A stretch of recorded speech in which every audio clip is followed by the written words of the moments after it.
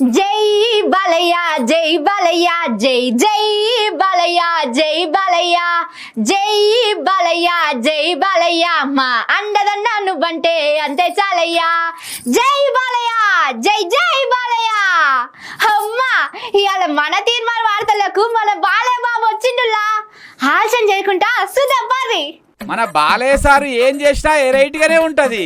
చిట్కేస్తే రైలు ఆగిపోవాలి, తొడగొడితే సుమోలు గాల్యలేవాలి, కోపం వస్తే ఫ్యాన్స్ పెయ్యి పక్కన వలగాలి. ఇట్లా ఏం చేసినా బాలయ్య బాబుకు బాలయ్య బాబే సాటి. అప్పట్లో హైదరాబాద్ ఎలక్షన్లల్లా హిందీలో స్పీచ్ ఇచ్చి రికార్డులకు ఎక్కిండు. ఓసారి అది చూడుండ్రి.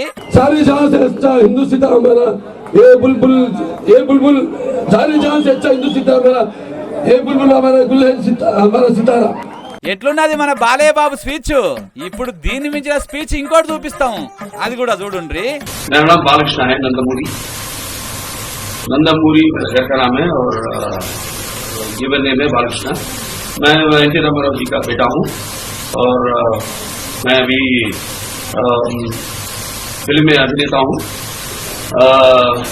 जबकि प्रधानमंत्री जी अटल बिहारी वाजपेयी जी ने उनके हाथों में अस्पताल का उद्घाटन हुआ था।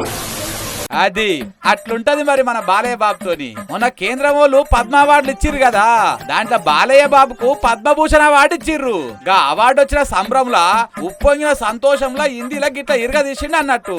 జై బాలయ్య జై బాలయ్య జై జై బాలయ్య జై బాలయ్య.